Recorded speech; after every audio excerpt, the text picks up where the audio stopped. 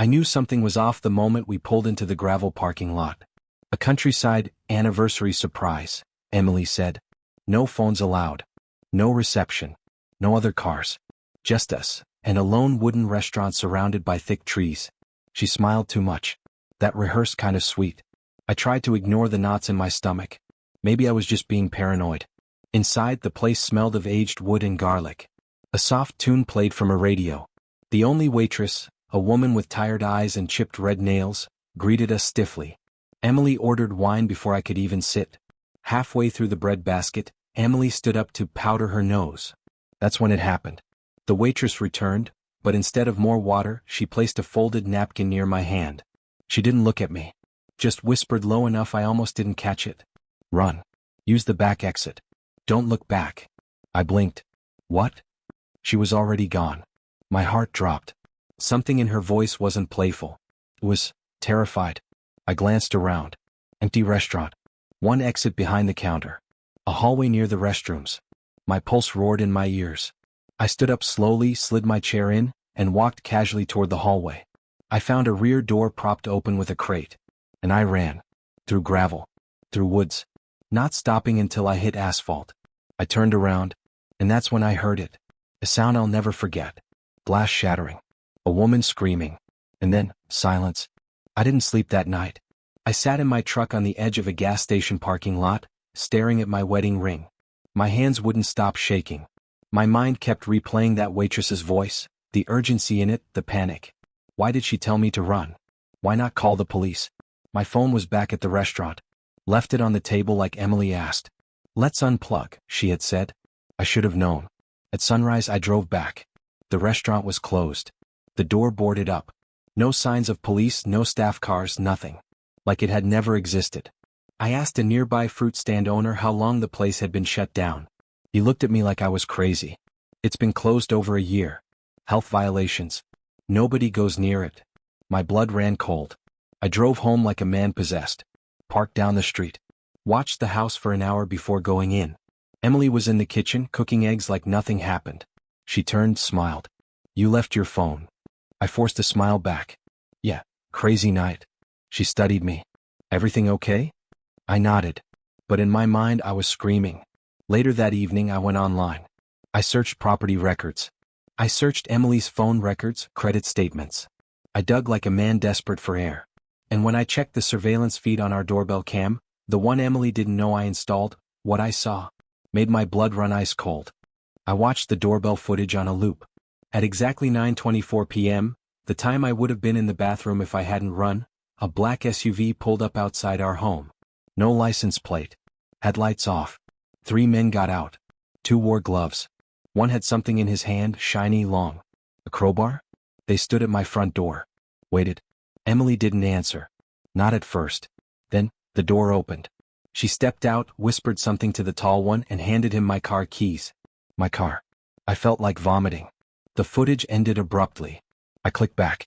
Rewatched. Same moves. Same timing.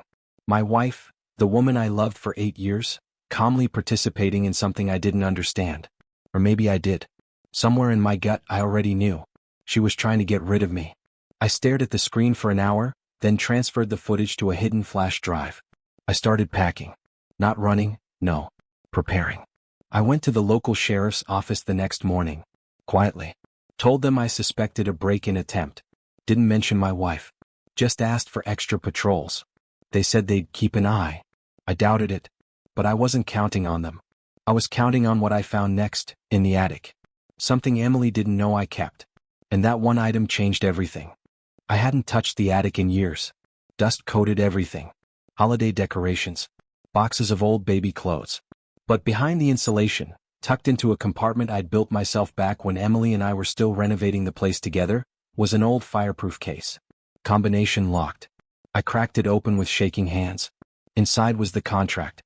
A signed document Emily made me shred after we first married, or so she thought. It proved I owned the property before our marriage. My parents left it to me. And the prenup? Also unsigned by her. She always said we didn't need it. We'll never be the type of couple who worries about money, she had whispered. Right. I also found a flash drive. The one I used to store old client files from my short time as a private investigator. I hadn't worked a case in years. But now, that part of me was wide awake again. I made a list. Step 1, surveillance. Step 2, bait. I installed a camera near the garage, another in the kitchen, and one inside the fake air freshener in our bedroom. Then I waited. Waited while Emily smiled sweetly each morning, kissed my cheek, cooked dinner, watched her shows like nothing was wrong. But her phone habits changed. She whispered more, smiled at texts, until I finally caught the name. Aaron. The man she used to date. And when I saw what they planned next, I stopped breathing. It got worse.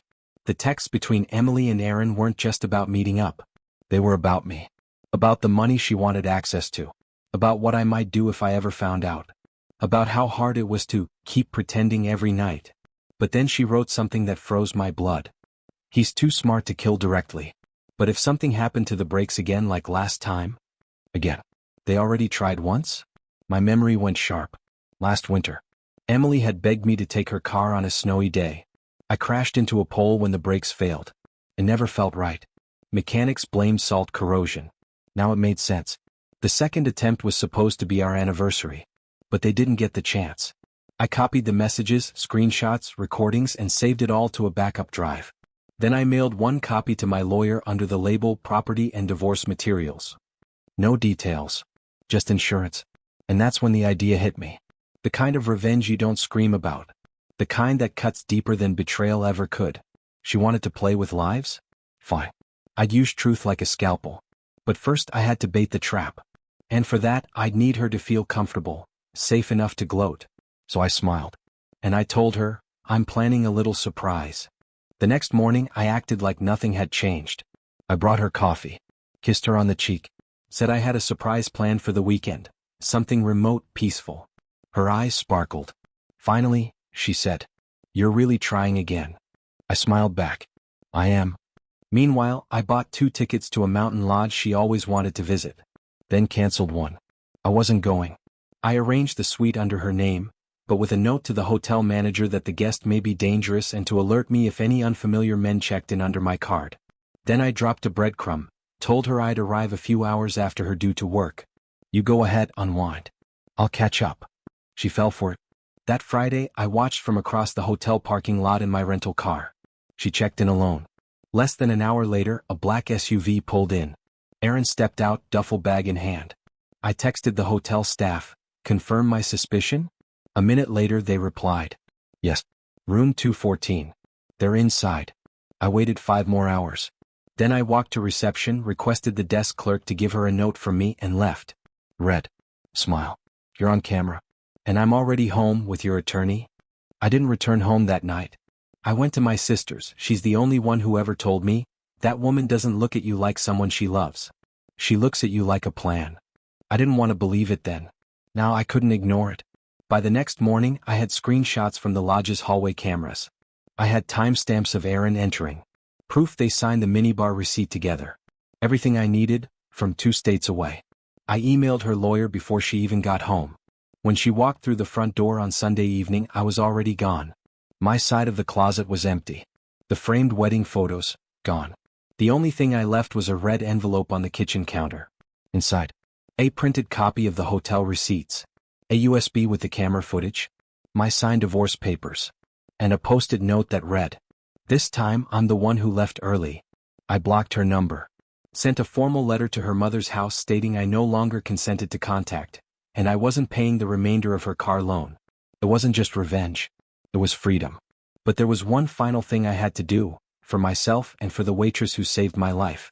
Because what she told me the next day was something I couldn't ignore. 3 days after the divorce papers were served, I visited the waitress. Her name was Marissa. She lived in a small rented studio above the restaurant. When I asked her why she helped me, her eyes filled with something between fear and guilt. "She brings men here often," she said quietly. I wasn't supposed to say anything. But when I saw how you looked at her, like she was your whole world, I just couldn't let her do it again. I thanked her. And I meant it. She didn't just save me from betrayal. She gave me my life back. And I didn't waste it. Over the next few months, I quietly built something new without her. I bought a smaller apartment. Paid off my car. Learned to cook. Got promoted. Meanwhile, her life imploded. Her soulmate Aaron? He ghosted her 2 weeks after I left. She tried crawling back.